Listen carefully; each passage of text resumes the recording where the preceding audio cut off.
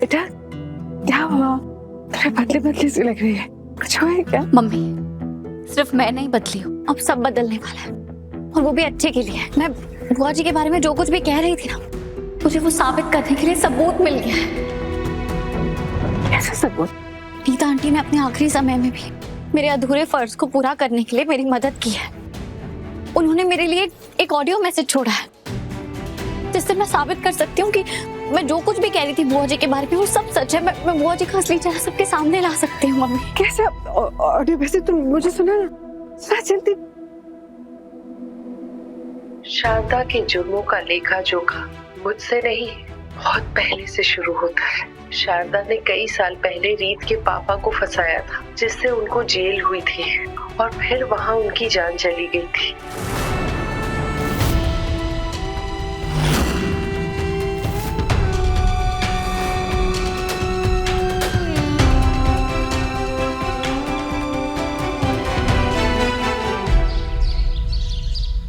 देखिए, अगर आप सेम रिव्यूज ऑनलाइन भी लिख देंगे तो हमारे फ्यूचर के कस्टमर्स के लिए और इजी होगा। वो भी आपकी वजह से हमारा खाना टेस्ट कर पाएंगे। Thank you.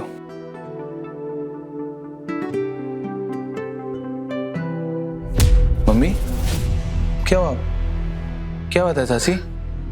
और दीदू कहाँ है? वो तो आप लोगों के साथ ही पंडाल गई थी ना? जी, जो शारदा जी के बारे में हमसे कहते थे ना, वो सब सच था। शारदा जी बहुत बुरी और गिरी हुई औरत है। ये आप क्या बोल रहे हो मम्मी? चाची ने मरने से पहले एक वॉइस नोट छोड़ा था। उसे ये सब कुछ साफ साफ साबित हो जाता है कि रीत ने शारदा जी पे जो आरोप लगाए थे वो सब सच थे। सब सच? और जैसा हमें लगता था ना कि ये रीत की कोई कल्पना होगी या उसका कोई भ्रम होगा, ऐसा नहीं था।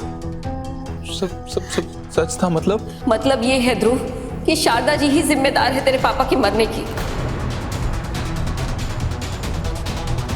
शारदा जी ने ही मिड डे मील स्कैम किया था और फिर तेरे पापा को फंसा दिया। रीता जी तो हमेशा से हमें ये सच बताना चाहते थे, लेकिन उनके सच बताने से पहले शारदा जी ने उन्हें छत से धक्का दे दी। और जब रीत ने रीता जी के बैंक के लॉकर्स में से वो पेपर निकाले तो उसने हमें बताया था ध्रुव। उसने कहा था कि उसके पास ऐसे सबूत है जो ये साबित करते हैं शारदा जी तेरे पापा की मौत के जिम्मेदार है।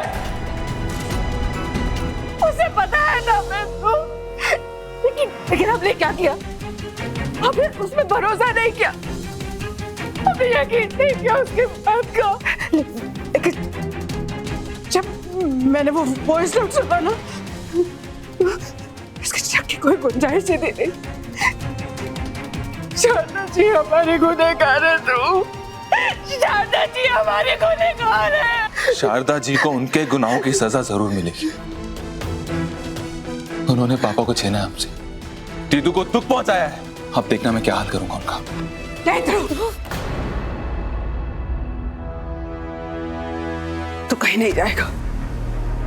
पर क्यों? क्योंकि ये हमसे ज्यादा रीत की लड़ाई है। रीत इस युद्ध के अंतिम चरण पे है और उसके पास सबूत का हथियार भी है।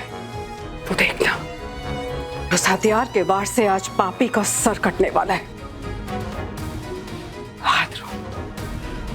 आज रीत शारदा सूर्यवंशी का सच राघव के सामने लेके आएगी।